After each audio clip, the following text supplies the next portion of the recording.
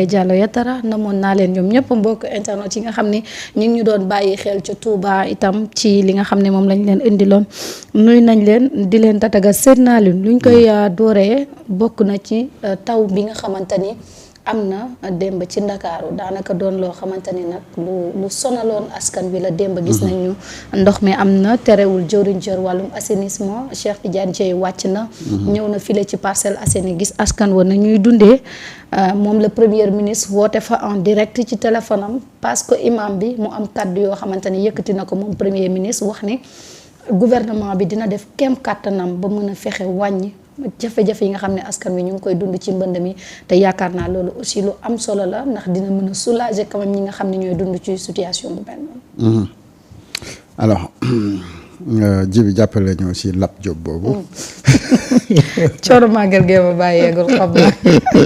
non mën na nekk clavier bi tamit que tee bi bu jegee tee bi wala something like that mën na ko yóbbu ci Lap.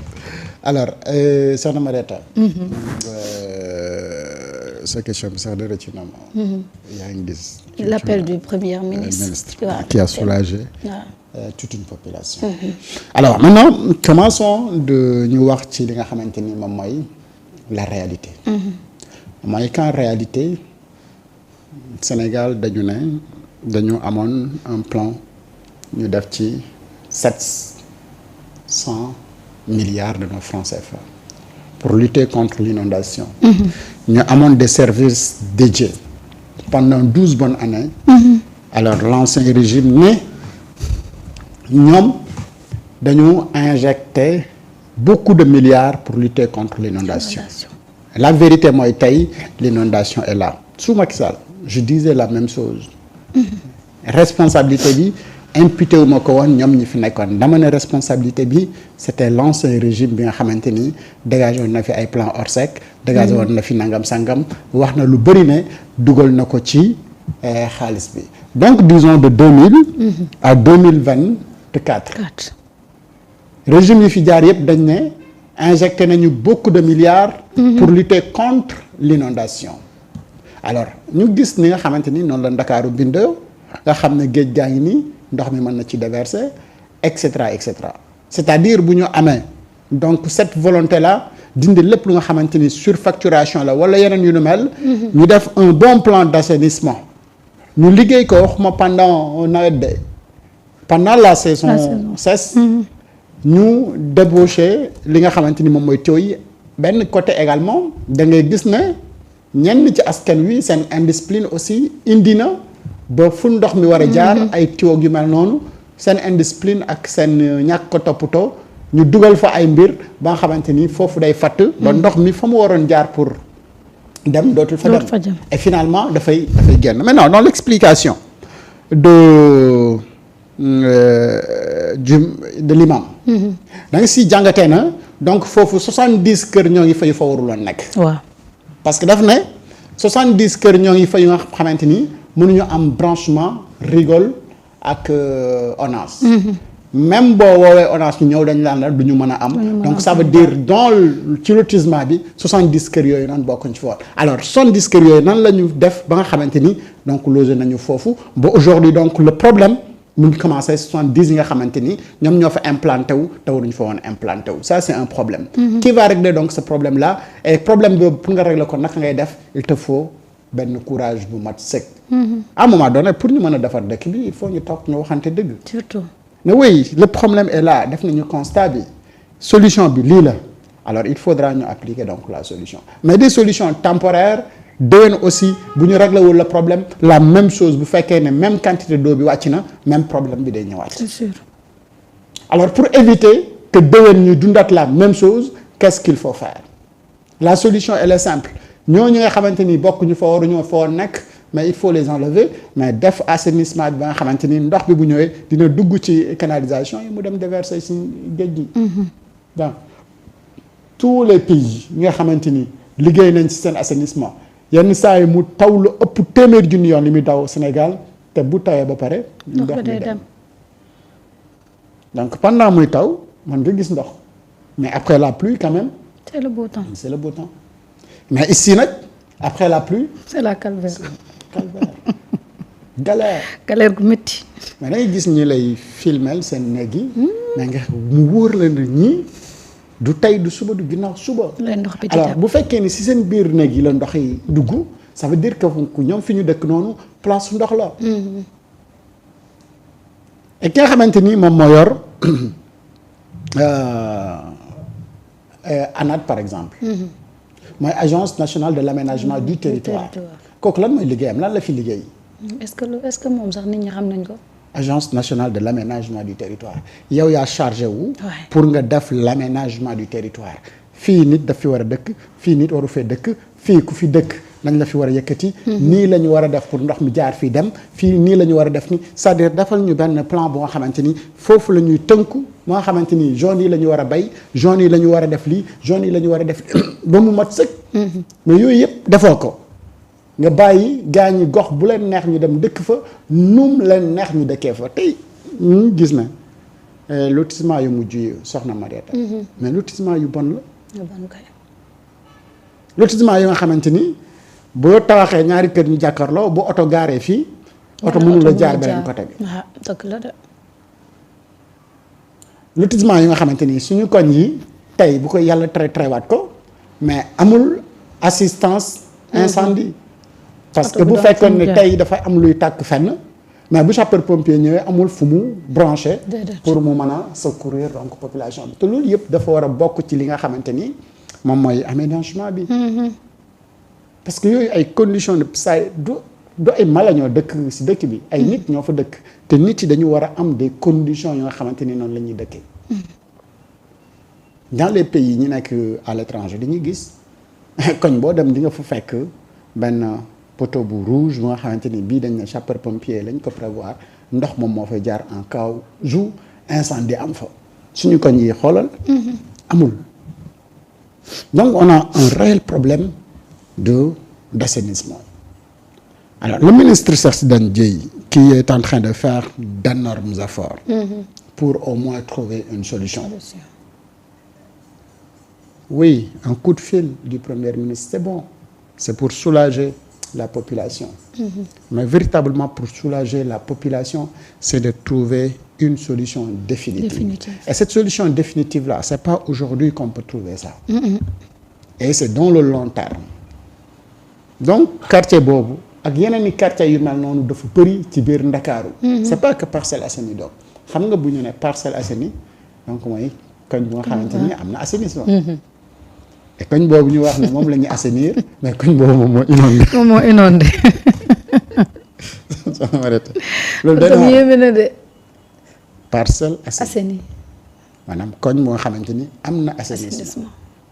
mais koñ boobu moom moo inondé kanaa assainissement bi suñu fii rek lay am. xam naa fii rek lay am. waaw fii moom c'est bien fii moom wax dëgg fa na yàlla am. mais du fii amul assainissement parce que ñun suñu ginnaaw koñ bi rek bu tawee des fois da ngay xuus parce que ndox bi du jàll. yéen waa BRT. waaw ñun waa côté BRT.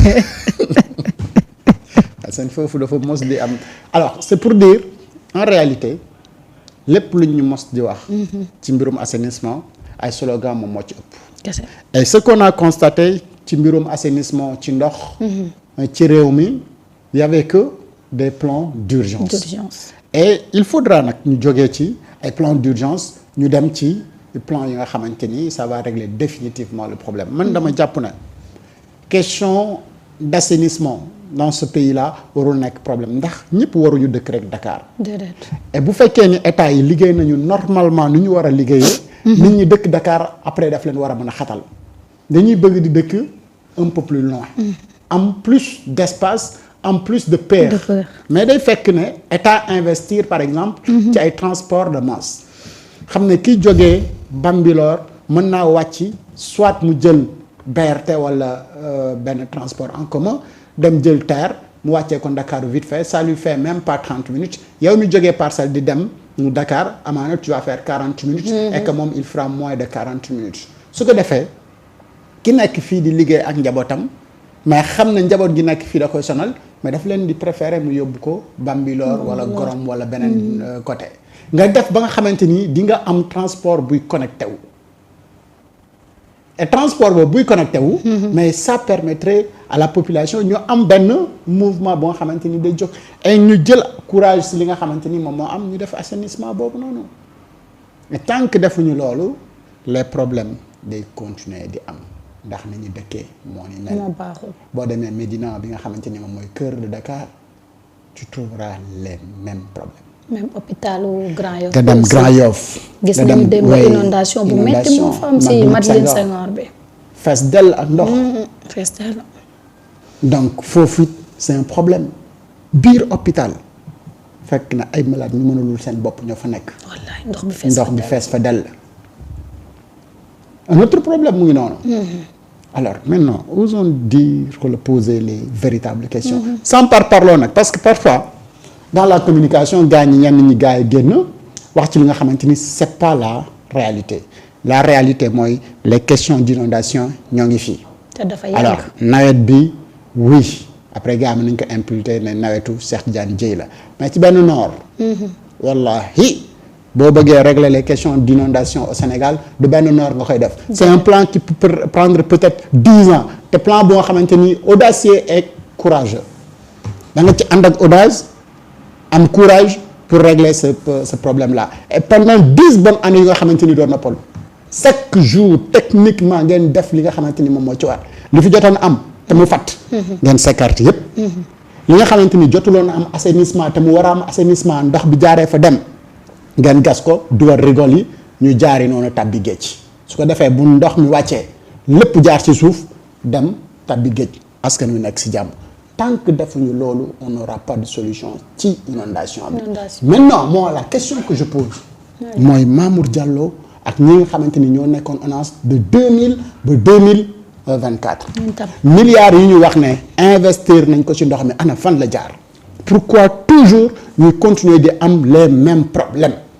Touba ñu ni 45 milliards lañ fa def. mais loolu fii ñu ni yow gis nga Touba ni mu mel. waaye ñoom milliards yooyu donc milliards yi ñu wax ne dugal nañ ko foofu comme le disait l'autre bu ñu ko jëndoon ay serviettes sax kanaa bu ñu ko tegee ci ndox mi mu manque ko dem dëgg la de.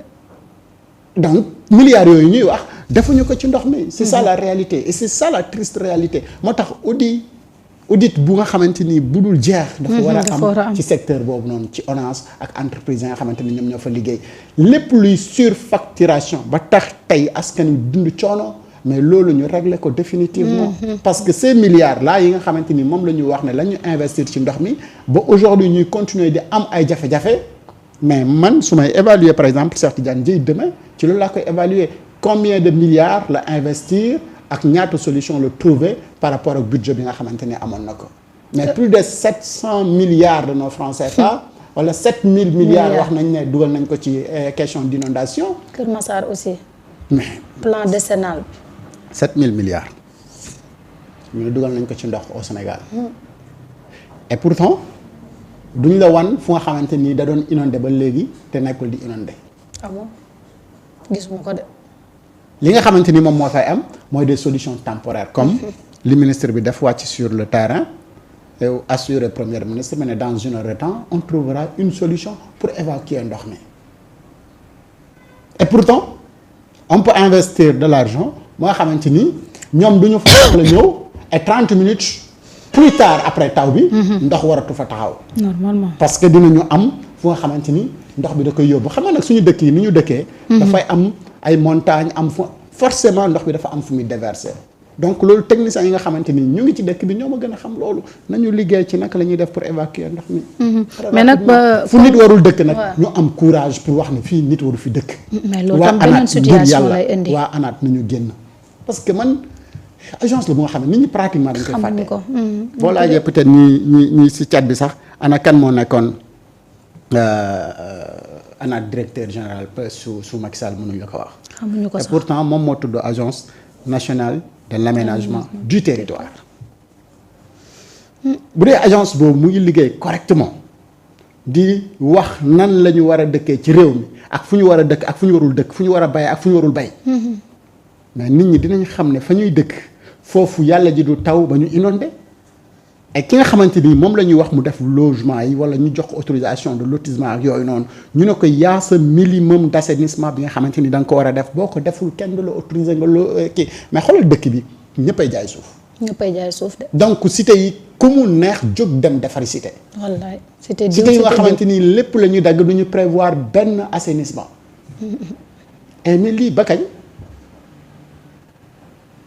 mais xam nga ne lii nag.